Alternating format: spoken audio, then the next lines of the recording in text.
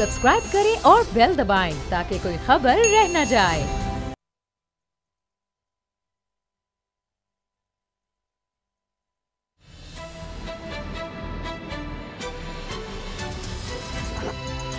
अब पता चला। बिस्मिल्लाहिर्रहमानिर्रहीम, अस्सलामु अलैकुम। मैं हूं मोहम्मद उसामा गाजी और आप देख रहे हैं अब पता चला। आज कुछ लम्हे पहले मैंने एक खबर पढ़ी और इसे पढ़कर बहुत दिल गिरफ्ता हूं। आपको पता है कि कश्मीरियों पर होने वाले मजालिम पर पूरी दुनिया पाकिस्तान की हमनवा बन रही है, लेकिन जरा अपनों की करम नवाजी मुलाहिजा कीजिए। खबर है कि कश्मीरी मुसलमानों के हुकूक पर तारीखी डाका डालने और मकबूजा वादी में जुल्म और जबर की नई दास्तानें रकम करने के बाद भारतीय वज़ीर आज़म नरेंद्र मोदी यूएई के दौरे पर जा रहे हैं, जहां मुसलमानों के राहबर कहलाने वाले हुक्मरान मुस्लिम खून बहाने वाले इस गुजरात के कसाब को अपने मुल्क का सबसे बड़ा अवार्ड देने जा रहे हैं। मेरे पास अल्फाज नहीं कि इस मिल्लत दुश्मनी को क्या खिताब दूं, जिन्हें 2 टके का कारोबारी मफाद खूने मुस्लिम से ज्यादा अजीज है। यह है वो उम्मत मुस्लिमा के नासूर जिनसे हमने अपनी उम्मीदें बांध रखी हैं। हकीकत यह है कि इन्हीं मफाद परस्तों की बदौलत उम्मत मुस्लिमा आजुर्दा ख्वाब, हसरत नातमाम और दिले नादां के हसीन तखय्युल तक सिमट गई है। सितम यह भी है कि फलस्तीन हो, चेचनिया हो, बोस्निया हो या फिर रोहिंग्या और कश्मीर, बार बार धोखा खाने के बावजूद हम फिर इन बेज़मीरों से उम्मीद बांध लेते हैं। यह भी हकीकत है कि उम्मत मुस्लिमा का जो तस्वुर पाकिस्तान में है, पाकिस्तानियों के दिलों में बसा है, कहीं और इसका वजूद नजर नहीं आता। इसीलिए पाकिस्तान इस्लाम का किला कहलाता है और कश्मीर हो या फिर फलस्तीन, मुश्किल घड़ी में सबकी निगाहें पाकिस्तान की जानिब ही उठती हैं। जुबान बेख्तियार पाकिस्तान पाकिस्तान पुकारती है और पाकिस्तान का फख्र है कि इसकी बहादुर अफवाज, जो इस्लामी दुनिया में सबसे मुमताज मकाम रखती है, आज वज़ीर आज़म इमरान खान ने मौजूदा हालात में बेहतरीन फैसला किया है। जनरल कमर जावेद बाजवा की मुद्दत मुलाजमत में 3 साल की तौसी का फैसला। भारत के एटमी हमले की धमकियों का जवाब हो, कश्मीर की आज़ादी हो या फिर अफगानिस्तान में अमन की बहाली, दहशतगर्दी के नासूर को जड़ से उखाड़ने की जंग हो या फिर पाक चीन दोस्ती के ख्वाब, सी पैक की बाहिफाजत तकमील, इस एक तौसी से कितने मकासद हासिल होंगे, आज इसी पर सबसे पहले बात करेंगे असद खरल साहब से और बाबर डोगर। लेकिन आज की अहम डेवलपमेंट्स के हवाले से पहले रिपोर्ट देखते हैं। असद खरल साहब, 3 साल की तौसी, क्या क्या इससे मकासद हासिल होंगे, कितना ज़रूरी था ये फैसला? उसामा साहब, मैं ब्रीफ थोड़ा सा बता दूं और नाजरीन के लिए भी कि बाजवा साहब की जो एक तो ये है ना कि जो डॉक्टराइन जारी है और वाकई इससे दुश्मन जो है भारत उस पर हैबत जारी है, उसकी बैकग्राउंड थोड़ी सी मैं बताऊँगा। और दूसरा ये है कि ये सियासी और अस्करी क़यादत, जब मुल्क हालत जंग में है, ये भी एक पूरी दुनिया को पैगाम किया है, जो हमेशा सिविलियन क़यादत को मसला रहता था कि एक पेज पे नहीं है। फिर वज़ीर आज़म का जो फैसला है, ये अपोजिशन भी इसकी हमनवा है, यानी ऐसा फैसला इस हालात में भी APC भी हो रही हैं, लेकिन इसके ऊपर अपोजिशन जो है वो भी अभी तक कोई क्रिटिसिज्म नहीं आया, क्योंकि पीपल्स पार्टी खुद माजी में अशफाक पर कयानी को तस्वीर दे चुके हैं। लिहाजा अगर करेंगे तो वैसे भी ये अजीब सी बात होगी। फिर जिस तरह आप समझ रहे हैं कि पाकिस्तान की पॉलिसियों का तसलसल भी है इसमें ब्रीफली। फिर भारत के जो एटमी हमले का मेरा ख्याल है मुंह तोड़ जवाब है कि उनको कि जनाब जिस से वो हैबत की मैं बात की, उस डॉक्ट्राइन से, उसकी वजह एक बता रहा हूँ, सी पैक की हिफाजत भी है। अब इसकी वजह क्या है, क्योंकि सबसे बड़ी जो 10 कोर है, जो कंट्रोल लाइन यानी की जिम्मेदारी संभालती है पाक फौज की, वहाँ पे भी खिदमात सर अंजाम दी हैं और शुमाली इलाका जात और जितने भी एरियाज़ हैं, कमर जावेद बाजवा साहब उनके चप्पे चप्पे से वाकिफ़ हैं। एक तो ये बहुत बात है। फिर ये बलोच रेजिमेंट 16 बलोच रेजिमेंट से हैं। 24 अक्टूबर 1980 में इनका कमीशन हुआ और उस रेजिमेंट जो है उसको ये खासियत है कि 3 आर्मी चीफ वहाँ से आए हैं। फिर उसके बाद जिस तरीके से इनका एक प्रोफाइल है, माशाल्लाह बड़ा शानदार कैरियर है। एक तो ये कैनेडियन फोर्सेस एंड कमांड जो है, स्टाफ कॉलेज जो है, command and staff college Toronto, वहाँ से इन्होंने किया। फिर naval post graduate university monetary California से, फिर नेशनल डिफेंस यूनिवर्सिटी इस्लामाबाद की ग्रेजुएट हैं। अब जिस तरह मैंने बताया कि फ़ौजी सरबराह, यानी ये पाकिस्तान के शायद पहले या दूसरे फ़ौजी सरबराह हैं जिनको कश्मीर और शुमाली इलाका जात के मामलात संभालने का वसी तजर्बा रहा है। और इस वक्त सारा जो फोकस है हमारा वो उसी कंट्रोल लाइन के ऊपर ये सारी जो झड़पें, ये सारी जिस तरह हो रहे हैं मामलात, और पाक भारत जंग का जो बादल मंडला रहे हैं, और मेजर जनरल तक वहाँ पे वो फोर्स में रहे, कमांड नादर एरिया जो है वहाँ पे रहे। इसी तरीके से दीगर जो इलाकों में इनकी बड़ी पोस्टिंग थी, बाहर जो एक कमांडर इंडियन है उनके साथ जो ब्रिगेड कमांड कर रहे हैं, जो वहाँ पे विक्रम सिंह है, उनके साथ बतौर ब्रिगेडियर कमांड का काम कर चुके, जो वहाँ डिवीज़न कमांडर थे ये कांगो में, अक़वाम मुत्तहिदा में।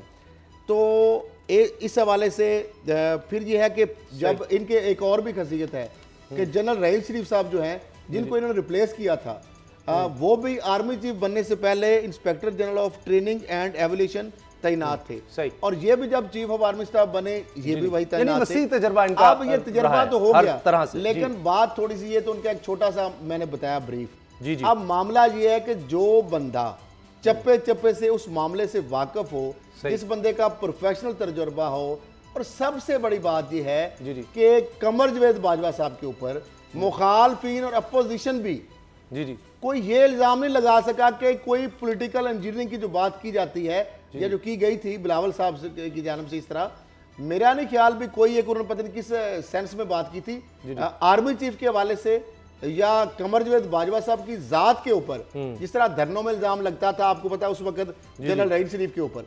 लेकिन पूरे इस सिनेरियो के अंदर ये इलेक्शन और उसके बाद का जितना भी पोस्ट इलेक्शन सिनेरियो है, कोई एक पार्टी भी उनकी जात के ऊपर पॉलिटिकल इंजीनियरिंग या मनूवरिंग की या इस तरह की बात जो है वो उनकी जात के ऊपर हरफ आप नहीं कर सकते। खरल साहब, वो जो तनकीद है ना जी, वो आप जुमला पूरा कर लें जी। अब इस वजह से मैं समझता हूं कि इस हालात के अंदर इससे एहसन और इससे बेहतर इकदाम ये नहीं हो सके। तो हालत जंग में है, लेकिन मामला ये है कि जिस तरीके से जनरल कमर जवेद बाजवा की क्यादत में जनरल आसिफ गफूर ने अस्करी क्यादत के हवाले से जो महाज पे जितने आपने इवेंट्स आप गिन लें, और जिस तरीके से 5th जनरेशन वार के हवाले से भी जो सोशल मीडिया की वार है हर जगह पे, यानी पाकिस्तान की तारीख में डोगर साहब ये बताएंगे। मैं जो अपनी 22 साल की जो सहाफती कैरियर की जिंदगी में मैं देख रहा हूं कि शायद ये पहला मौका है कि इंटरनेशनल मीडिया,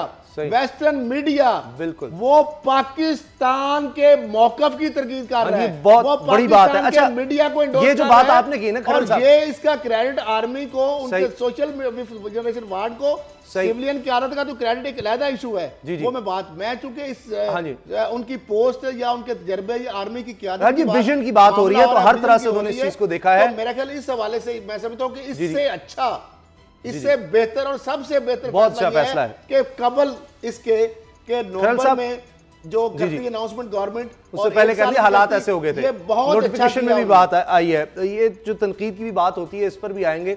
बाबर डोगर साहब, आप क्या कहते हैं इस फैसले के बारे में? और तनकीद जो है वो शायद ये वजह है कि जिस तरह 90 की दिहाई में होता था कि अपोजिशन जाती थी और कोशिश करती थी इस्टेब्लिशमेंट उनका साथ दे दे हुकूमत गिराने में, शायद वो मामला नहीं है, इस वजह से भी लोगों को एतराज रहा।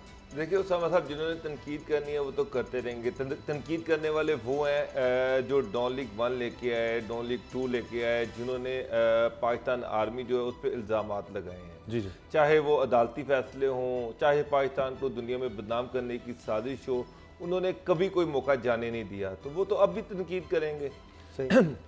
लेकिन जो सबसे अहम चीज़ है वो ये समझने वाली कि पाकिस्तान इस वक्त नॉर्मल हालात से नहीं गुजर रहा। ये कोई नॉर्मल हालात नहीं है, एक एबनॉर्मल सिचुएशन से हमें सामना करना पड़ रहा है। कश्मीर का स्टेटस इंडिया ने चेंज कर दिया है, बॉर्डर पर कशीदगी है। आपका सुप्रीम कमांडर वो बंदा है, जिस खरल साहब अभी कह रहे थे, जिसको वसी तजर्बा है LOC लाइन ऑफ कंट्रोल पर, वहां पर सर्विस का, उनकी सर्विस का ज्यादा हिस्सा इसी एरिया में गुजरा है, नॉर्थ में गुजरा है। उनको कश्मीर के चप्पे चप्पे का पता है। वो ब्रिगेडियर है 10 कोर में, उन्होंने कमांड की 10 कोर की, और मुख्तलिफ पोजीशंस में उनकी सर्विस का ज्यादा हिस्सा वहां पर गुजरा है। उन्होंने उसको फजाई विजिट से भी सारे एरिया को देखा हुआ है, उन्होंने पैदल चल के सारी एरिया को देखा हुआ है। तो इस वक्त एक ऐसे बंदे की जरूरत है जो कि उस एरिया से वाकिफ हो।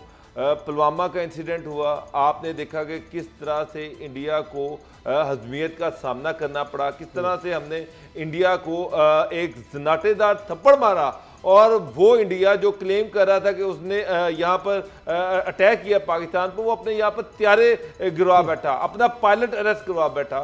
तो और उसके साथ साथ जो आज मीडिया में जो सबसे अहम चीज़ जो आज नहीं सामने आई, उसामा साहब जो हैं जनरल कमर बाजवा साहब, ये डिप्लोमेसी के भी इनको बहुत बड़ा आर्ट है। यही बाजवा डॉक्टराइन है कि चीज़ों को डिप्लोमेटिकली लेके चला जाए और डिप्लोमेसी के जरिए हल किया जाए।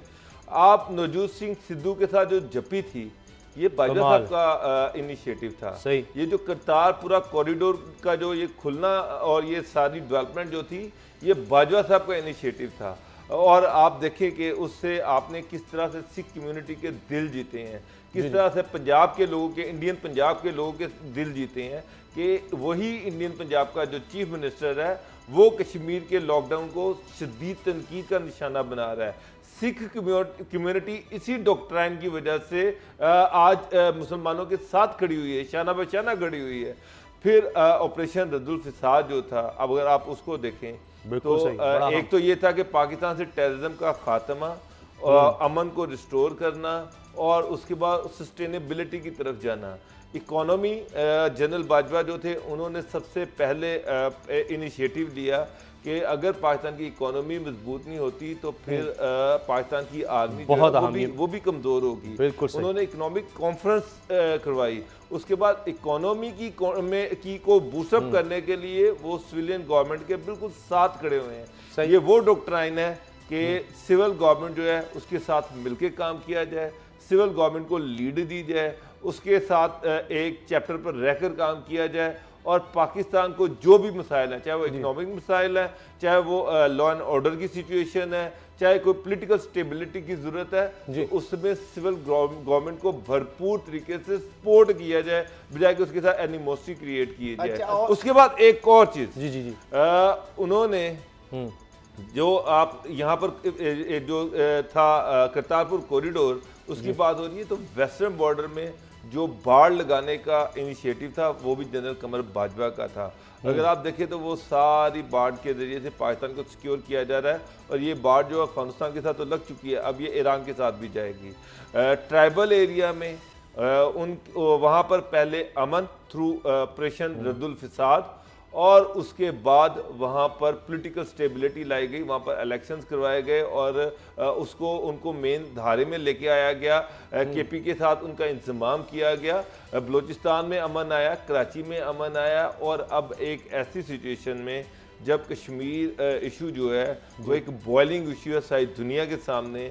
हम इस वक्त एक जो आप पाकिस्तान आर्मी का जो कमांडर है, जो दुनिया की छठी बड़ी फौज का कमांडर है, जो न्यूक्लियर आर्मी का कमांडर है, उसको चेंज करना अफोर्ड नहीं करते। ये सब बातें आपने जो की हैं सारी अहम है, लेकिन इसके साथ साथ जिस तरह आपने भी जिक्र किया, सी पैक आप देख लें, अफगान अमन अमल देख लें, जिसकी वजह से भी भारत जो है वो खौफजदा है, परेशान है, हमने बिलियन डॉलर की वहाँ पर कर दी। उसामा साहब, हमारे मौजूदा आर्मी चीफ को, आर्मी क़यादत को जाता है, इंटेलिजेंस की क़यादत, सिविलियन क़यादत, तो जाहिर बात है क्योंकि अफगान के इश्यूज को आपको पता है हमेशा उसमें लीड रोल हमेशा आर्मी का रहा है। इस वजह से अमेरिका रोल है ही आर्मी का, वही है ना जो जेन्युइन बात है। सुपर पावर जो है अमेरिका, वो भी भीख मांगने पर, घुटने टेकने पर मजबूर हो गया कि पाकिस्तान अब किस तरीके से हमें निकाले वहां से इनखिलाफ। दूसरी बात जो कमर जवेद बाजवा साहब का जो क्वेटा जो इन्फेंट्री वहां पे जो स्कूल क्वेटा में कमांड कर चुके हैं, वहां पे उनके जो साथ है, जो जिन्होंने काम किया है या जो उनके कुलीग थे, उनका भी ये कहना है कि, और ये जेन्युइन बात भी है कि कमर जवेद बाजवा साहब का आपने देखा होगा कि वो अपनी तवज्जो अपनी तरफ मरकूज करवाने को उनके बिल्कुल शौक भी नहीं है और वो डाउन टू अर्थ है। एक होता है अपने आप को ग्लोरीफाई करना, वो कोशिश करते हैं और फौज के अंदर एक मकबूलियत की बड़ी वजह ये, आप पिछले दिनों आप देखें पूरी ईद मेरा ख्याल है वो सिपाही से लेकर, लांस नाइक से लेकर, फौजी से लेकर, मेरा ख्याल उन्हें अपने घर वालों के साथ नहीं गुजारी, वो शोहदा की फैमिलियों में रहे हैं और जिस तरीके से अपनी फैमिली को लेके पहले भी जाते हैं आर्मी, लेकिन इतनी ज्यादा दिलचस्पी जिस तरह आर्मी जवानों और शहादा के हवाले से उनकी फैमिली से जो उनको लगाव प्यार है, और फिर जिस तरह उनके जो साथी काम करने वाले हैं उनके मुताबिक वो इंतहाई एक पेशेवर अफसर भी हैं और इसके साथ साथ बहुत नरम दिल, यानी आपने जो मतहतान उनके लिए बड़ा नरम गोशा रखते हैं, जबकि इनको गैर सियासी और इंतहाई गैर जानबदार समझा जाता है। ये मैं इसलिए प्रिसाइज बात कर रहा हूँ कि ये वो उसकी एक ब्रीफ समरी में बता रहा हूँ जो उनकी एक शख्सियत का पहलू है। और यही वजह है कि जिस तरह डोगर साहब ने कहा कि डिप्लोमेसी के हवाले से करतारपुर बॉर्डर जो है ये सिविलियन गवर्नमेंट ये बात जिस तरह हो गई। अच्छा मैं चाह रहा हूं अगले टॉपिक ब्रेक का वक्त होने वाला है उनको, तो उसमें इमरान खान साहब ने जरूर पीएम की अप्रूवल से ही हुआ, लेकिन आर्मी और हुकूमत जो है एक पेज पे आई। मेरा ख्याल है इनिशिएटिव लेने में पहला किरदार बिल्कुल शायद हमेशा अच्छा अब चूंकि बात जी इस वक्त कश्मीर का कहा कि बिल्कुल खोलना चाहिए हमें। जी मकबूजा कश्मीर में जो माहौल है उसकी भी बात कर लें, ब्रेक का वक्त होने वाला है। लेकिन आर्मी चीफ के हवाले से जिस तरह अब आपने बात कही तो एक तरफ न्यूक्लियर बम की धमकी भारत दे रहा है, लेकिन जिस तरह आप देखें फौज का बजट जो है वो नहीं बढ़ाया गया, ये भी इनके क्रेडिट पे जाता है। फिर अफगान बॉर्डर की जिस तरह बात की, इतने मुश्किल हालात में इतना बड़ा बॉर्डर उस पर बाढ़ लगाना, अफगान अमल को आगे बढ़ाना, ये सब चीज़ें भी फाटा का इंतजाम पाकिस्तान के दीगर इलाकों के साथ, खैबर पख्तूनख्वा के साथ करना, वो भी बहुत अहम कदम है। लेकिन बाबर डोगर साहब जो कश्मीर में इस वक्त सूरत हाल है, पाकिस्तान मुसलसल उसको हाईलाइट कर रहा है। अभी डोनाल्ड ट्रंप अमेरिकी सदर, उनकी भी बात हुई है मोदी से और इस पर शामिल कुरैशी साहब ने प्रेस कॉन्फ्रेंस भी की। उसमें भी ये कहा गया है कि ये हालात जो कशीदा हैं इस पर सदर ट्रंप ने भी उनसे बात की है। तो ये एक बड़ी बात है कि सारी दुनिया का मीडिया और हर तरफ बड़ी ताकतों का जो फोकस है वो फिर से कश्मीर हो गया है। उसामा साहब इसमें जो कश्मीर फोकस हुआ इसमें कोई शक नहीं है, लेकिन इसमें जो इससे जो बढ़कर जो बात है वो ये है कि दुनिया का मीडिया और दुनिया की जो बड़ी कुव्वतें हैं वो पाकिस्तान को सपोर्ट कर रही हैं, पाकिस्तान के नैरेटिव को सपोर्ट कर रही हैं, पाकिस्तान की जो कश्मीर पे पोजीशन है उसको सपोर्ट कर रही हैं। यानी कि अगर आप रशिया की बात कर लें, अगर आप यूके की बात कर लें, अगर आप अमेरिका की बात कर लें, तो ये वो ममालिक हैं। जब से मैंने अपना होश संभाला, जब से मैं देख रहा हूँ कश्मीर इशू पर उन्होंने हमेशा इंडिया को सपोर्ट किया। पाकिस्तान पर हमेशा से इन ममालिक ने ये इल्ज़ाम लगाया कि पाकिस्तान दहशतगर्दी एक्सपोर्ट करता है। भारत का जो नैरेटिव था, जो भारत का जो डॉक्ट्राइन था वो यही था कि पाकिस्तान को, जो कि अजीत डोवल का डॉक्ट्राइन था कि पाकिस्तान को दुनिया में तनहा किया जाए और पाकिस्तान को एक दहशतगर्द स्टेट के तौर पर दुनिया में आइडेंटिफाई करवाया जाए। और इस पर इंडिया ने बेतहाशा इन्वेस्टमेंट की थी।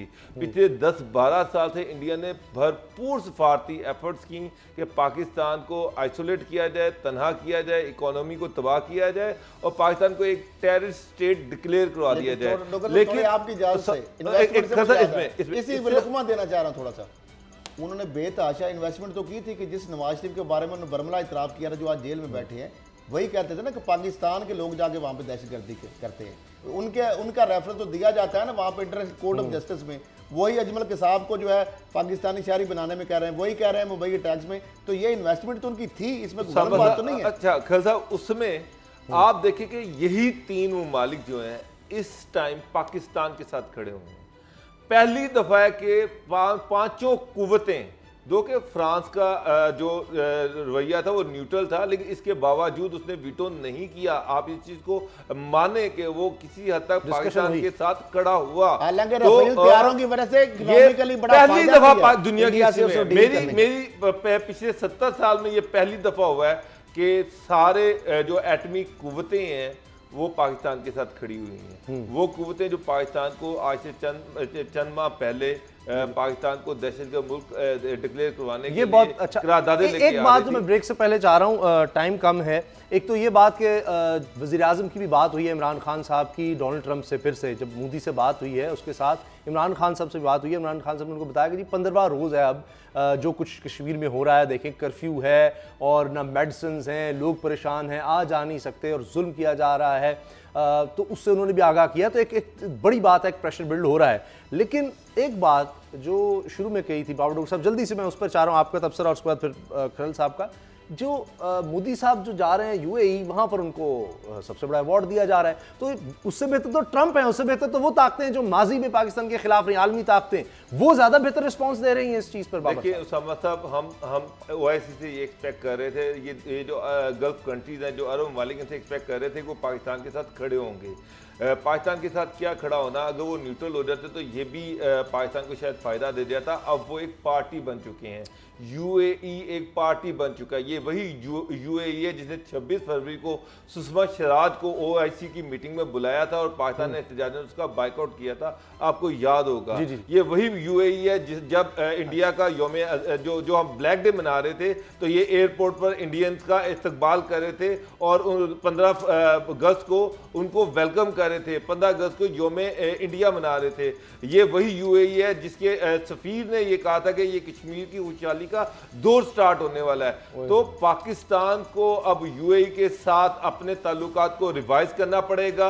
ये जो हम इनको लाकर या शिकार खिलाते हैं और चंद पैसों की खातिर हम इनको प्रोटोकॉल देते हैं, अब हमें इन पे पाबंदियां लगानी चाहिए। इनको ये फैसला करना पड़ेगा, ये पाकिस्तान के साथ खड़े हो या इंडिया के साथ खड़े हो। अगर ये कश्मीर के मुसलमानों के साथ नहीं खड़े हो सकते तो फिर हमें ऐसे दोस्तों की जरूरत नहीं है, इनकी इमदाद की भी हमें जरूरत नहीं है। जो आपने एक्ट गिनाए है ना, अगर हमें पता है तो क्या हुक्मरान वक्त हुकूमत वक्त को अस्करी और सिविलियन क्या रहे, तो इसके बाद आप पाकिस्तान की फॉरेन पॉलिसी के अंदर यूएई के हवाले से एक शिफ्ट देखेंगे और पाकिस्तान भी उस हिसाब से अब एटीट्यूड दिखाएगा। आप जिस तरह यूएई के ऊपर अरबों खरबों रुपए की दुबई में इन्वेस्टमेंट और सारी चीजें, पाकिस्तान की अब सिविलियन क़यादत को और अस्करी क़यादत को भी अब ये जो एक्ट है उसके बाद मेरा ख्याल है पाकिस्तान सोच लिया है दुनिया की 7वीं बड़ी ताकत है। पाकिस्तान की आर्मी दुनिया की 7वीं बड़ी कुव्वत है। ये नहीं है कि पाकिस्तान एक ठीक है, हमारी इकोनॉमी फिलहाल ठीक नहीं है, लेकिन उसामा साहब पाकिस्तान ओआईसी में वाहिद मुल्क है जिसके पास एटमी अगर ये 3 कर्जे आप मांगते हैं, यहाँ मुलाजमत नहीं है, वहां लोग जाके मुलाजमत नहीं करते, तो फिर ये तो नहीं है। $3 बिलियन के ऊपर $3 बिलियन के ऊपर अगर यूएई कहेगा ना कि पाकिस्तान को इस तरीके से वो इस आइसोलेशन की सूरत में या इंडिया के साथ खड़ा हो जाएगा, तो पाकिस्तान की जिस ताकत को अमेरिका तस्लीम करता है कि जो पाकिस्तान के पास ताकत है वो किसी और मुल्क के पास नहीं है, ये छोटी बात नहीं है। डोगर साहब ने बात की थी मलिया लोधी के सरप्राइज के हवाले से सिक्योरिटी काउंसिल के इजलास में, वो सरप्राइज आ गया। डोगर साहब, भारतीय वजीर दिफा राजनाथ ने कहा था कि हम एटमी पॉलिसी में तब्दीली के बारे में इशारा दिया था, उसका जवाब सरप्राइज है जनरल कमर जवेद बाजवा की 3 साल की ब्रेक का वक्त है। ये है वो सरप्राइज जिसका मुलिया और ये मानते हैं इससे बड़ा सरप्राइज हो नहीं सकता इंडिया के लिए, जो जिस वजह से ये सूरत हाल आप देखें, इससे उनकी नींदें हराम हो गई हैं कि वो बंदे को आर्मी चीफ बना दिया है 3 साल जो चप्पे चप्पे से वाकिफ है। अच्छा, ब्रेक का वक्त है। ब्रेक के बाद अपोजिशन की एपीसी की आखिरकार उनको भी होश आ गया और कश्मीर पर उन्होंने एपीसी बुलाई, लेकिन उसमें हुआ क्या? ब्रेक के बाद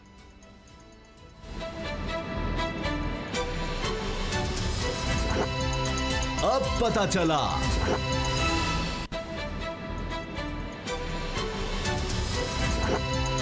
अब पता चला। अपोजिशन पर बहुत तनकीद हो रही थी कि कश्मीर के लिए भरपूर किरदार नहीं अदा कर रहे और पॉइंट स्कोरिंग की कोशिश की गई और एक दफ़ा फिर आखिरकार शायद इसी दबाव में एपीसी तो बुलाई गई और कोशिश की। शायद मौलाना साहब ने उनसे सवाल किए जाते थे कि 10 साल वो कश्मीर कमेटी के चेयरमैन रहे, क्या किया, 40 लाख लस्सी का बिल भी है, तो वो शर्मिंदगी मिटाने में वो कहाँ तक कामयाब हुए? क्योंकि ना बिलावल नजर आए ना शहबाज शरीफ साहब नजर आए, तो फिर ये एपीसी काहे की थी, इससे क्या फ़ायदा हुआ? बाबर डोगर साहब, आप क्या समझते हैं कि इतने बड़े ये रहनुमा हैं, इतने बड़े लीडर हैं, इमरान खान साहब ने अगर कोशिश करके ट्रंप से बात की, ट्रंप फ़ोन कर रहा है मोदी को कि जनाब ये क्या कर रहे हैं, आपको कश्मीर में कोई नरमी दिखाएं, तो वो एक प्रेशर तो बिल्ड हुआ कम से कम फ़ोन जाना, और फिर इमरान खान साहब की दोबारा बात होना कि 15 रोज़ से कर्फ्यू का है, इसमें देखिए कितना मसला हो रहा है, तो हालात को बेहतर करने किरदार अदा करें। तो ये इनके कोई ताल्लुकात नहीं है एम्बेसीज में बड़े बड़े कारोबारी शख्सियात से, चाहे अमेरिका में हो, बरतानिया में हो, वहाँ तो बड़े इन्वेस्टर्स हैं, बरतानिया के अमीर तरीन लोग हैं, तो ये लोग नहीं कुछ कर सकते एफर्ट कुछ इस तरह के?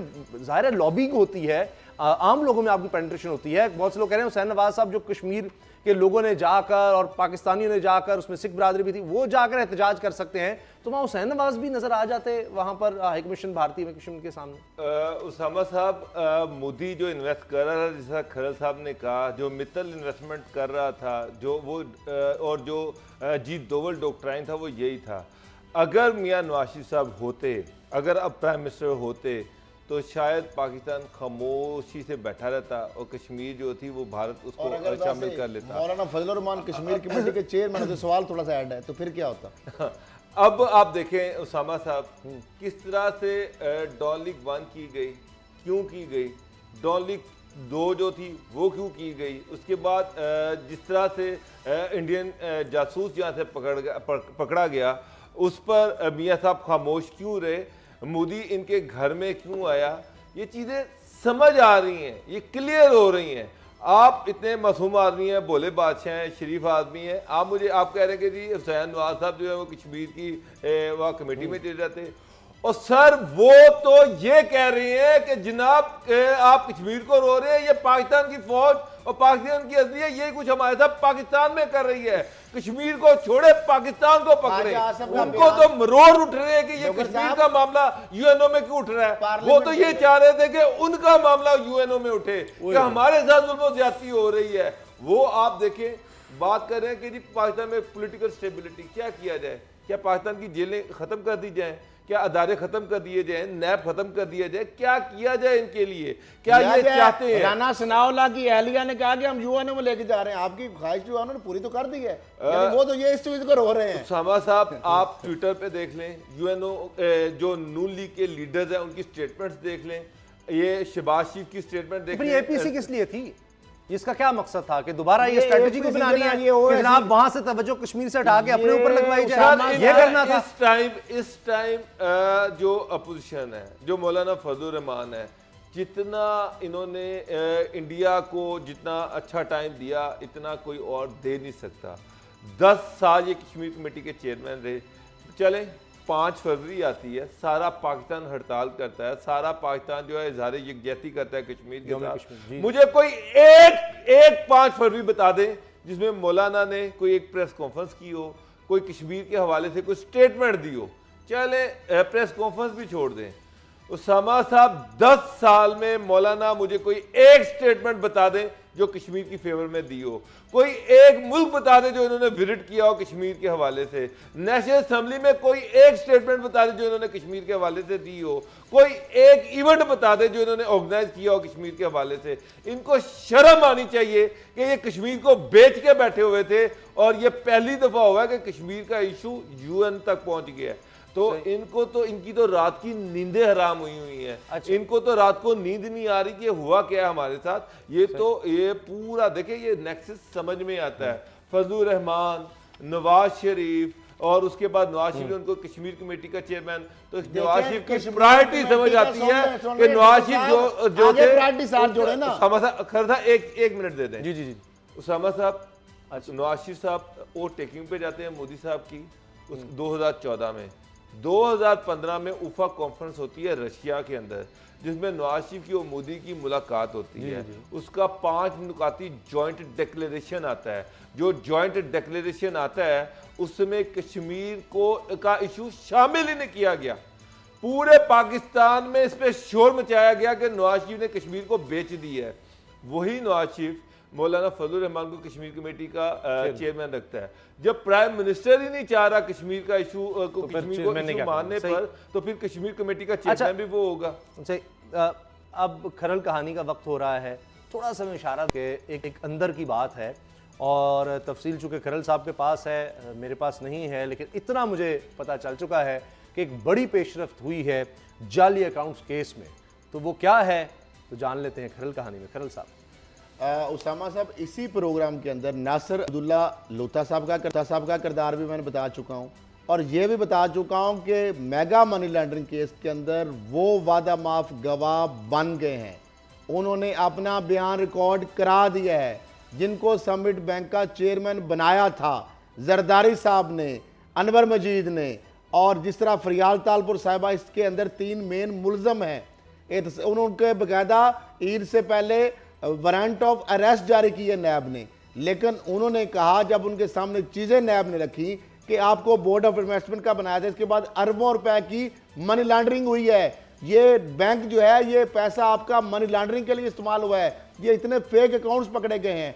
उसके बाद उन्होंने खुद रजाकराना तौर पर जब उनके सामने हकायक रखे गए, उन्होंने ये बताया कि तफसील कि जरदारी साहब मुझे मिले उसके बाद उन्हें एजी मजीद का मुझसे तारफ़ कराया, उसके बाद मेरे से मुख्तलिफ जगहों पर इन्होंने साइन करवा लिए, मुझे इन्होंने डायरेक्टर बना दिया। 7 अरब की जो 14 अरब की ये सारे जो हुंडी वाले ये सारे मामला इन्होंने खुद किए। फिर जो इन्होंने मेरी कंपनी के नाम से कंपनी बनाई, वहाँ से फार्म किए, वहाँ पे पैसा घुमाया, वहाँ से पैसा निकाला। तो उन्होंने कहा ये चीज़ें मेरे लिए शॉकिंग है।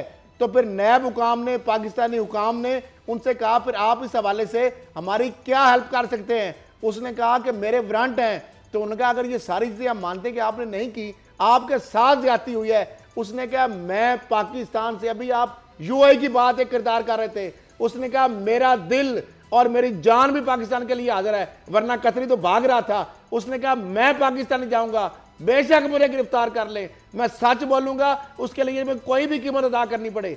तो उस पर वो पाकिस्तान आए। उन्होंने साहब अदालत के जज बशीर जो है उनकी अदालत में बाकायदा वादा माफ गवाह बन गए हैं। उन्होंने अपना बयान रिकॉर्ड करा दिया है, उन्होंने सारी चीजें बता दी हैं, उन्होंने सारे पोल खोल दिए हैं। अब यही इसमें हैरान कुन बात है उसामा साहब, यही नासिर अब्दुल्ला लूथा साहब, शरीफ आदमी, पाकिस्तान से मोहब्बत रखने वाला, 4 साल में 5 माह पाकिस्तान रहने वाला, पाकिस्तान लोगों की इज्जत करने वाला, पाकिस्तान लोगों को मुलाजमतें देने वाला, उसके साथ नवाज शरीफ फैमिली ने भी हाथ किया। रियल स्टेट का जो पैसा है उसकी कंपनी में शरीफ आदमी की इन्वेस्ट किया, उसको नहीं पता कि मनी लॉन्ड्रिंग करेंगे। यूसुफ अब्बास ने 1 महीने बाद वापस बुलाते हैं, कभी वो हुसैन के नाम बनता है, कभी वो मरियम के नाम आता है, फिर उसके नाम शेर बनाते हैं और शेर उसके बाद खुद ही ले लेते हैं, पैसे उसको अदा नहीं। उसके बारे में भी वो नैब में सारी चीजें खोल के बता चुके हैं कि मेरे साथ तो हाथ हो गया, नवाज शरीफ फैमिली ने मेरे साथ हाथ कर दिया, जरदारी ने मेरे साथ हाथ कर, मैं पाकिस्तान के लिए जान छिड़कता हूं। पाकिस्तान के हुक्मरान, पाकिस्तान के हुक्मरानों के खानदान के लोगों ने मुझे इतना एतमाद शैटर हुआ है और मैं उसको सलूट पेश करते हैं पाकिस्तान के हवाले से कि वो गैर मुल्की शहरी है, वो पाबंद नहीं है। सोमा साहब, उसने हमारे मुल्क की इज्जत की खातिर, कतरी फ्राडिया आया था इधर, जाली लेटर आया था, उसने कहा मैं नहीं आता, आपके हुसैन हकानी को नहीं ला सके, आप और लोगों को नहीं ला सकते। वो गैर मुल्की शहरी होके वारंट अरेस्ट होने के बावजूद आज भी कैंसिल नहीं हुए। आपको पता है इस चीज का, अभी भी वारंट ऑफ अरेस्ट थे। उसने कहा मुझे बेशक पकड़ ले, मैं सारी चीजें सच बताऊंगा। मैं समझता हूं ऐसे लोग जो हैं इनकी हमें कदर करनी चाहिए। और बदकिस्मत हमारे जो हुक्मरान हैं जिन्होंने ये इस ऐसे लोगों को जो पाकिस्तान से मोहब्बत रखने वाले हैं उनके साथ फ्रॉड कर रहे हैं, उनको बेच रहे हैं, उनके नाम पे अरबों रुपए कमा रहे हैं। शर्म आनी चाहिए हमें हमारा सर शर्म से झुक जाता है हमारे हुक्मरानों के ये करतूत काले देख के, और उनका अच्छा किरदार उनको हम सलूट पेश करते हैं। ब्रीफ कमेंट बाबर डोगर साहब आपका इस बारे में। उसामा साहब, नासिर लोथा साहब, जिस तरह खैल साहब ने कहा कि वो जरदारी साहब के भी साथ थे, उस जरदारी साहब ने उन्हें इस्तेमाल किया, बाद में शरीफ खानदान साहब ने, जो शरीफ खानदान था उन्होंने उनको इस्तेमाल किया। तो वो अब जरदारी साहब के जो केस है उसमें वादा माफ गवाह बन गए हैं। तो जरदारी साहब के लिए मुश्किल टाइम अब अगली खबर छोटी सी, मैं अगर नवाज शरीफ फैमिली का जो मरियम वाला सारा केस है उसमें भी उन्होंने ऑफर दे दिया है कि अगर मुझे नैब कहेगा तो मैं हाजिर हूं, मेरी सर्विसेज हाजिर हैं, मैं सारे कच्चे चट्टे खोल के दूंगा। उसमें वादा माफ गवाह इनके लिए अब शरीफ फैमिली और जरदारी के लिए नासिर अब्दुल्ला लूथा मेरा साल है, इनके लिए वो अब लेकिन समझ इतने सारे वादा माफ गवाह बन रहे हैं, कौम सिर्फ एक चीज की तरफ देख रही है, कौम सिर्फ एक चीज जानना चाह रही है कि यार इनका पैसा कब आएगा। जरदारी साहब कब कहेंगे कि जनाब ये लूटा हुआ पैसा है, जनाब ये मैं दे रहा हूँ, कब मियां नवाज साहब, कब हुसैन नवाज, 2 अरब रुपया थोड़ा नहीं है जी, 2 अरब ये लूटा हुआ कौम का पैसा वापस करेंगे। होगी तो रही है 2 अरब रुपए की, अगर मैं गलत नहीं हूं तो वो भी जाली अकाउंट्स केस में तो कहीं ना कहीं स्टार्ट हो गया। अब शायद यहां तक बात जाएगी। जो हो रही है छोटे छोटे लोग हैं, पाकिस्तानी 2 अरब रुपया भी छोटा है। सर वो जो अरबों डॉलर हम सुन रहे थे ना, वो जो अरबों डॉलर थे, कोई पता चले कोई 10 अरब डॉलर, अभी तरदीद आ गई 200 अरब डॉलर वाली, दोबारा इस हुकूमत ने फिर तरदीद कर दी है। अच्छा, प्रोग्राम का वक्त खत्म होने वाला है, कल क्या होगा ये हमारा एक नया और दिलचस्प सेगमेंट है। एक बात मैं कह दूं कल क्या होगा उस पर, लेकिन उससे पहले ये कि बाबर डोगर साहब ने जो हमारा पिछला प्रोग्राम था उसमें कह दिया था कि शहबाज शरीफ साहब की कमर में दर्द हो जाएगा, कल के बारे में पेशगोई की थी और वो हो गया। और फिर आपने देखा कि आज वो APC में भी नहीं थे। अब ये इनको किस तरह पता चल गया, तो इन्होंने बताया कि इनकी एक चूहा रिपोर्ट होती है, साफ़ियों में बड़ी मशहूर होती है, तो उसके मुताबिक ये रिपोर्ट दुरुस्त साबित हुई है तो मैं समझता हूँ कि ये इनके क्रेडिट में जाता है। चूँकि रिपोर्ट एक और इनकी रिपोर्ट सही साबित हुई, अब इनको कैसे पता था, कोई ऐसा वक्त आने वाला था, यही बता सकते हैं, क्योंकि इतना मुझे पता है कि नजूमी वगैरह नहीं है, अलबत्ता साफ़ी बहुत ज़बरदस्त है। अच्छा जी, कल क्या होगा उसके बारे में मैं अर्ज़ कर दूं कि आज की डेवलपमेंट ये है कि शहबाज शरीफ साहब से जब पूछा गया कि वो जाली वीडियो, आप भी वहाँ पर बैठे हुए थे, अगरचे शर्मिंदा से थे, तो बोल न्यूज़ ने खुसूसी ट्रांसमिशन की, उसमें बता भी दिया था आपको पहले ही कि सारी वीडियो जाली है जो जज साहब की बनाई गई। तो शहबाज शरीफ साहब ने डाल दिया अपनी भतीजे पर कि जी मरियम से पूछें, इसी को सारा पता है, वो सारी प्रेस कॉन्फ्रेंस ये कंडक्ट कर रही थी, वीडियो भी उन्होंने चलाई थी, तो वो वीडियो के बारे में मुझे तो कुछ पता ही नहीं। मरियम साहबा से पूछा तो उन्होंने कहा जी मुझे तो नासिर ने दी थी, नासिर साहब का किरदार सामने आ गया और नासिर साहब को उन्होंने प्रेस कॉन्फ्रेंस कहा था, मैंने बाहर भगा दिया। अब मैं ही आपको बता रहा हूं कि कल को एक बयान और आ जाएगा। कल क्या होगा, अगर कल इस पर आएंगे तो नासिर भट्ट साहब पहली बार भागे, उनसे रब्ता किया जाएगा तो वो कहेंगे जनाब ये हुसैन नवाज साहब से आप पूछें, उनके ऑर्डर्स थे, क्योंकि आपको पता है कि वो भी मदीना में मुलाकात और वो सारा केस सबके सामने क्या होता रहा।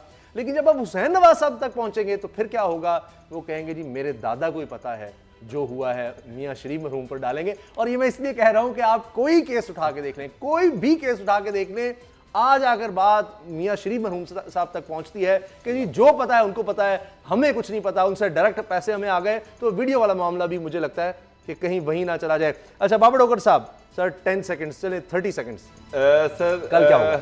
शहबाज शरीफ का कल कमरदर्द मजीद बढ़ने वाला है, क्योंकि मेरी इत्तलात के मुताबिक मेरा जो चूहा है कल वो नैब गया है, आज वो नैब गया, तो पता ये चल रहा है कि जो चौधरी शुगर मिल है उसमें हमजा शहबाज शरीफ साहब की भी टीटियाँ सामने आ रही हैं, और नैब कल फॉर्मली हमजा शहबाज को इस केस में इन्वेस्टिगेट कर रहा है। अच्छा। लेटर इसलिए नहीं दिया गया कि वो पहले ही नैब की कस्टडी में है, तो नैब उनको फॉर्मली कल चौधरी शुगर मिल्स में जो उनकी टीटियां सामने आई हैं उस हवाले से इन्वेस्टिगेट कर रहा है, तो कल आपको इस पे फर्दर डिटेल भी आ जाए। एक तो मैं ऐड अप कर देता हूँ इसी के साथ कि नवाज शरीफ साहब को भी नैब चौधरी शुगर मिल के अंदर किसी टाइम भी जेल में जाके उनको भी इंटेरोगेट कर सकते हैं। और दूसरी साथ कल क्या होगा, कल क्या होगा, आज जो सदर अमेरिकी सदर डोनाल्ड ट्रंप ने बात की है मोदी से और उसके बारे में उन्होंने सख्त अपनी तशवीश का इजहार किया है, और उसके बाद उन्होंने प्राइम मिनिस्टर ऑफ पाकिस्तान से भी बात की है।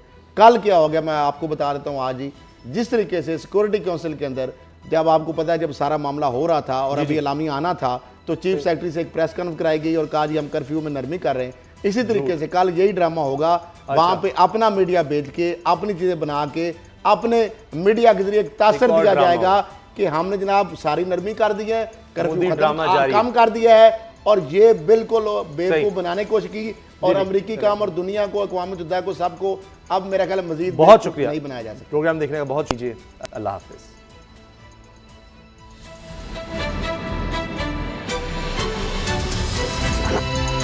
अब पता चला। सब्सक्राइब करें और बेल दबाएं ताकि कोई खबर रह न जाए।